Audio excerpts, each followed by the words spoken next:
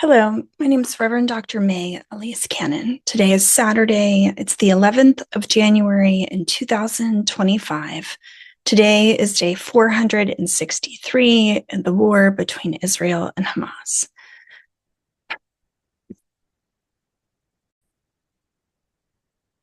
In terms of the negotiations between a possible ceasefire agreement or the release of hostages in Gaza, Prime Minister Netanyahu from Israel met today with President-elect Trump's designated Middle East envoy, Steve Witkoff. This is amid reported progress in ceasefire talks. Witkoff arrived in Israel earlier today. He came from Doha, where he had previously met with the Qatari Prime Minister, Mohammed Al Thani. They discussed the progress of current negotiations with Hamas regarding a potential hostage ceasefire deal and a potential ceasefire in the Gaza Strip. A source from Hamas reportedly said that the group has proposed postponing decisions that are related to contentious issues to later stages of a Gaza ceasefire deal while implementing the initial phases consecutively and without interruption. The current conversation is the possibility of releasing some hostages initially and then having a second phase of the deal. Egyptian sources said if the current proposal is approved, discussions on the remaining hostages not included in the first phase would begin 2 weeks after the agreement comes into effect. The source also said that Egypt has agreed to Israel's demands relating to the Israeli army's presence in the Philadelphia corridor. That's along the southern border of the Gaza Strip near the Rafah crossing. Egypt also approved postponing decisions on the complete withdrawal of the Israeli military from the corridor until after the implementation of the agreement's first stage. The proposal is currently said to be agreed upon by Egypt, Qatar, and the U.S. Mediators and Hamas are apparently waiting for Israel's response. At the time when I did the research for today's update, the news from Israel said that Israeli response could even be within a few hours, and that was several hours ago. Some believe Prime Minister Netanyahu is not willing to negotiate with the current Biden administration and that there won't be an agreement under Biden's presidency that will have to wait until after the inauguration. Prime Minister Netanyahu did instruct the chief of Mossad, David Barnea, and the Shin Bet security service head, Ronan Bar, also the head of the Missing and Captive Soldiers Division in the IDF, and a political advisor to travel to Doha in order to continue efforts to advance the ceasefire and hostage deal. It's been said that negotiations for a ceasefire deal are closer than they have ever been before. So that's the news in that regard. In Israel, in the last 24 hours, Israeli police forcefully have dispersed protesters in front of the Israeli Defense Forces headquarters. At least 2 people were arrested. And the outgoing U.S. ambassador under the Biden administration, Jack Lew, he's the U.S. ambassador to Israel, addressed crowds at the Hostage and Missing Families Forum rally this evening, Saturday evening in Tel Aviv. He said, "We're here to reaffirm the commitment to bring the hostages home." He said his, meaning U.S. colleagues, are working every day in Doha to do what they can to bring the hostages home. Media reports will need to obscure the names and faces of Israeli soldiers under a new IDF media engagement rule. This was announced this week following a Brazilian order that ordered an investigation into war crimes, alleging war crimes against a former Israeli soldier. In the West Bank, there was an Israeli airstrike this week that killed 3 cousins, including 2 young children in the occupied West Bank earlier in the week.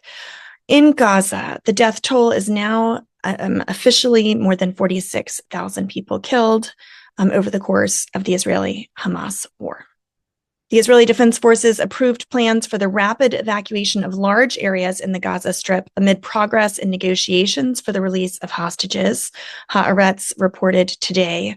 And 4 Israeli soldiers were killed in the north of Gaza in Beit Hanun during combat operations. That was just announced tonight in Israel. The IDF also said in a statement that there was an airstrike that targeted Hamas operatives in Jabalia in the northern part of the Strip.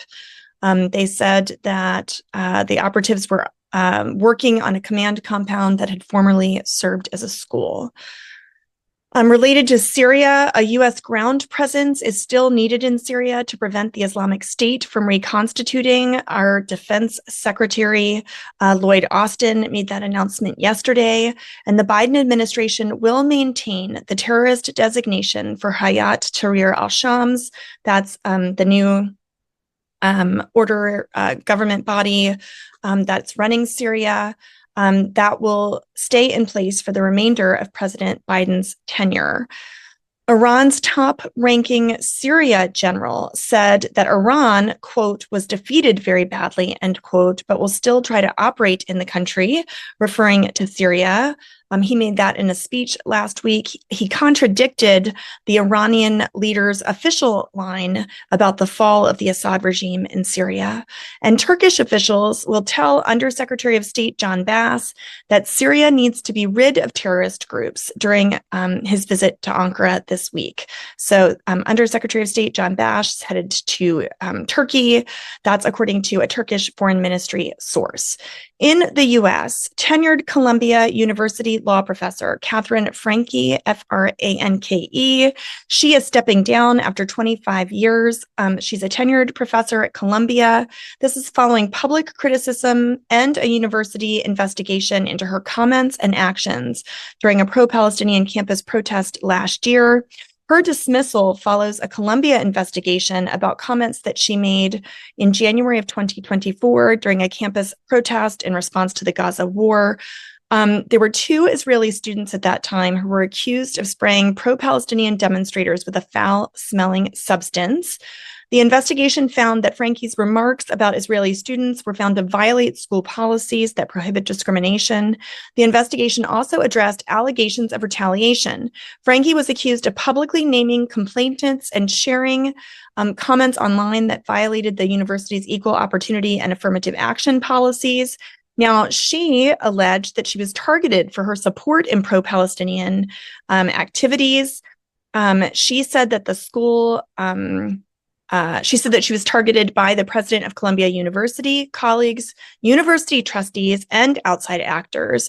And she also said that what she experienced was more accurately a termination dressed up in more palatable terms. I'd encourage you to look more closely at that case. You know, for a tenured professor to be let go or forced out is quite significant. There was quite a bit in this article about concerns against pro-Palestinian activism. This was a case, you know, cited as an example of it's already begun. It was found out that the 2 Israeli students did not use, at least according to this article, you know, they were accused of using a foul-smelling substance, and at least one of the students it was who was accused, it was found out, according to the article, that the allegations were false. Finally, the Vatican News reported that the Vatican Secretary of State, this is Cardinal Parolin, he visited Jordan this week. On Friday, he presided over a liturgy for the dedication of a new church that's a part of the Latin Patriarchate of Jerusalem that's built on the site of Jesus's baptism. In a sign of vitality and hope, more than 6,000 people attended. They filled the church as much as they were able. And I wanted to close with some of Cardinal Parolin's words. So he, of course, serves the Vatican as their Secretary of State. He said this: "The message that emerges from this day, I believe, is this: in a region ravaged by so many conflicts, torn apart by so many tensions, this once mined area," he was speaking about the landmines that were around the baptism site. He said, "This once mined area is now a stretch of cultivated land. This is already in itself a sign of hope. As the prophet says, swords can indeed be turned into plowshares, weapons can become instruments of peace. The large and lively participation of people is also a reason for hope. There are vital forces, and Christianity can help, with God's grace, to find paths to solve current conflicts. May it be so. May our efforts help contribute to a comprehensive, permanent ceasefire, the end of weapons, the end of war, that all violence might cease. In the name of Christ. Amen."